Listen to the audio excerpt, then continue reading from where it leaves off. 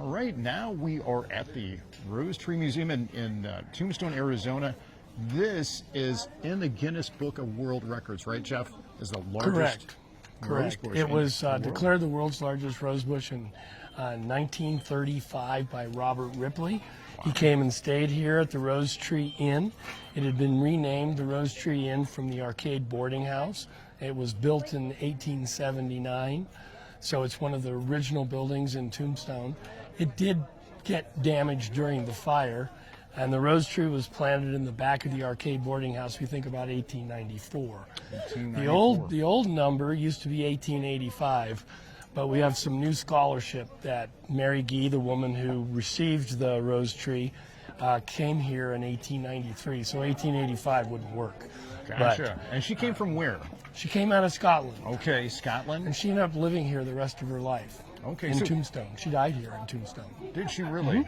Tell us the story of how the rose shoot got here. Well, Amelia Adamson was running the Arcade Boarding House at the time, and Amelia was a friend of Mary's, and Mary gave her a clipping, and she planted it in the back next to a woodshed.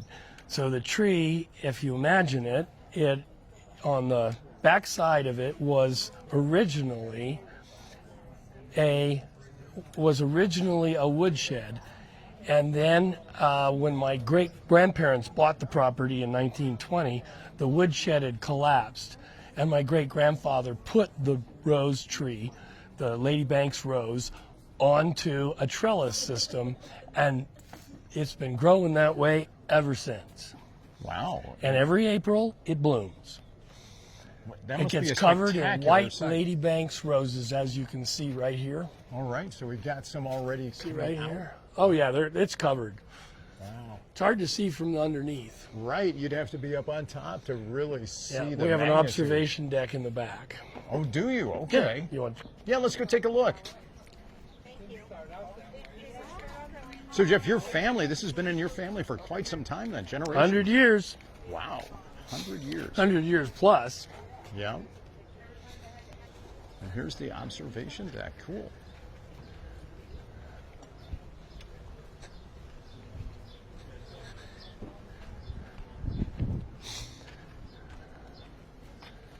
You can see it. Look at that. Wow.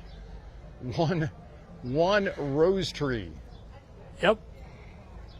We had an early bloom this year. That warming trend we had in February really got it going, and so I think it's probably got another 2-3 weeks, and then it's going to be. Sometimes it'll get all the way to May, but this year because of that early heating in February, I think we're already past peak. Okay, so folks, if you want to come out and see this yourself, be sure to get out here in the next few weeks. So you're guaranteed to see this kind of sight. It's amazing. And again, this is the world's largest rose bush right here in Tombstone. That's quite a sight to see. A lot of people here right now. In fact, Jeff, this is the Rose Festival this weekend.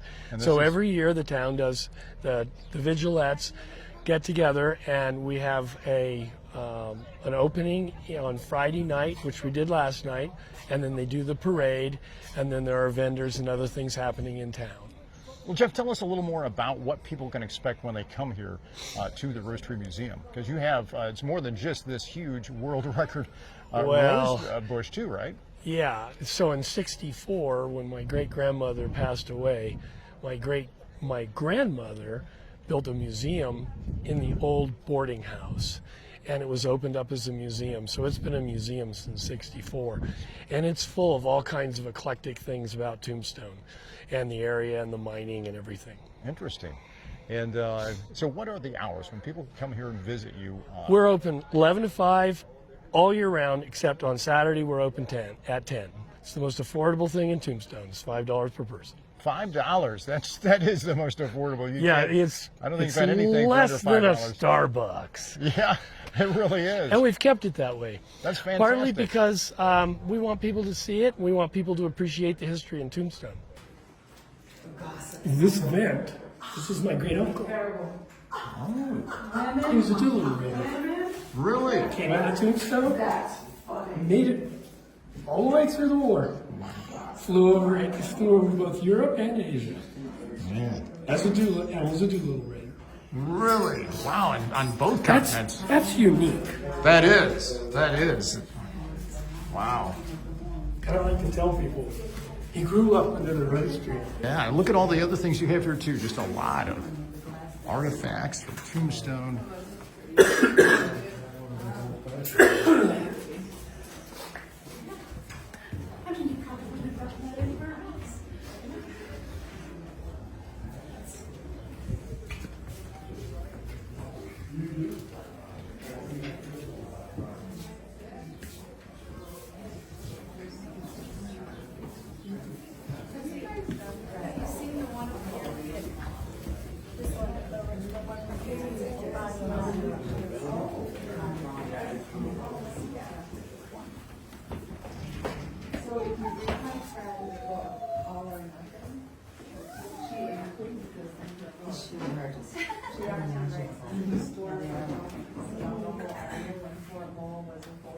Yeah. And water used to run through it, and they used to wash the soldiers' clothes there. So to imagine Fort Lowell having water and all that. Yeah, that's crazy. But the girl who was in the accident had to come to see each other there.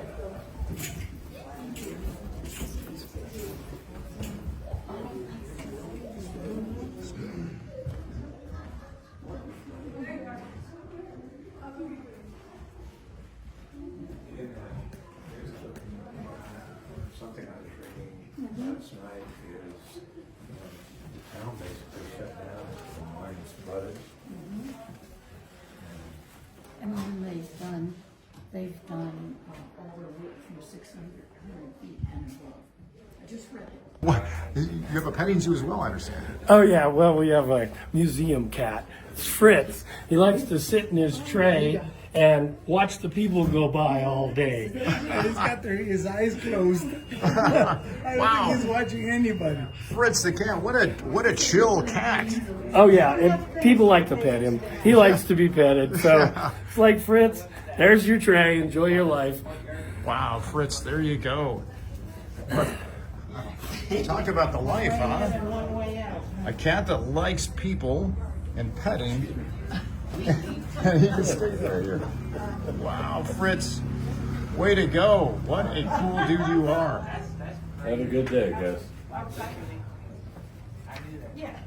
How old is He's how old 5. is Fritz? 5? Oh, He's 5. wow, okay. He That's grew up pretty- in the Rose Tree, He did. and he loves it. He's like, this is the best thing for a cat. It really is. I mean, how Yep. many birds land? Oh, it's funny. The birds and they don't really, birds. They kind of they get adjusted to it. Yeah. They know Fritz, and you walk outside in the morning sometimes, and he's following, and all of a sudden you'll hear this. Oh, the birds are talking. They're all talking. Fritz is out. Yeah.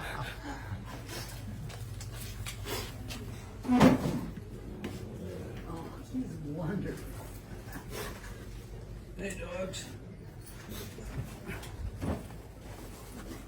Yeah, we're also dog friendly.